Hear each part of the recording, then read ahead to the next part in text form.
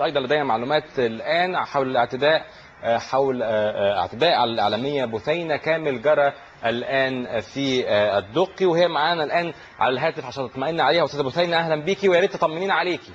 الحمد لله يا حسام، الحمد لله. يعني أهالي الدقي الجمال أنقذوني من إيدين الإخوان المتوحشين. يعني كنت ماشية بعربيتي وهم في شارع جانبي في الدقي وهم راجعين فلول الإخوان، مظاهرة الإخوان.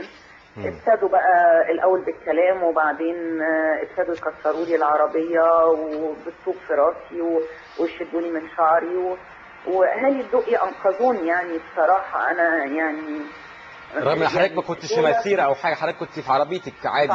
في عربيتي وابتدوا ويسرقوا الحاجه من جوه العربيه، حاجه يعني مؤسفه، ويشاوروا لي ب يعني حاجه توحش واجرام.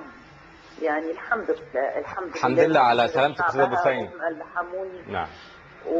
واهالي الدقي هم اللي طردوا المسيرات البربريين دول. يعني اوكي يا حسام، الحمد لله وانا كويس. المهم الحمد لله على سلامتك. ويمكن ده برضو جزء من حضرتك التضحيات اللي متعوده تقدميها، والنهارده في 6 اكتوبر ده يعني بفتكر كل التضحيات، وحضرتك اكيد ايضا ليكي تضحيات. ولا حاجه جنب يعني عساكرنا وضباطنا ومقاتلينا اللي بيحموا دلوقتي فينا واللي حققوا لنا النصر في 6 اكتوبر دي، ولا حاجه ولا اي حاجه جنب يعني المصريين هيفضلوا طول الوقت يزودوا عن وطنهم ضد هؤلاء الخونة الصهاينة.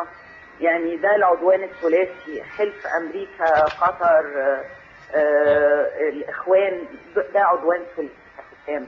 وإن شاء الله كما انتصرنا يعني عبر تاريخنا هننتصر عليهم وهنلفظهم من المصري. الغريب يا استاذه بثينة ان ده الاعتداء يمكن ايضا منذ ايام، وحضرتك تابعتي ايضا اعتداء على الاستاذ العزيز خالد داوود. كنت امبارح عند خالد داوود يعني وايضا حالته كانت يعني يمكن اكثر صعوبه من حضرتك. الحمد لله ان هي جت على قد كده، لكن رؤيه حضرتك لاستمرار استهداف الشخصيات والرموز سواء الاعلاميه او السياسيه مش انا زي كل مواطن مصري بيعتبرونا اعدائهم. هم شايفيننا كفرة. هم مش شايفين غير انفسهم وبيستهدفوا اي مصري بس عشان انا وش معروف. يعني فاعتدوا عليا، بس مش انا بس. يعني طول الوقت لو رصدت بس انتوا عرفتوا توصلوا لي كل يوم بنسمع عن سواء تاكسي، عن يعني لما يوصل يا حسام ان الناس تقول لي من فضلك، كان قبل كده قبل الاعتداء يقولوا لي من فضلك شيلي علم مصر. اقول لهم يعني علم مصر بقى جريمه قدام هؤلاء الخونه؟ يعني هم يفضحون انفسهم ويلفظون انفسهم بانفسهم.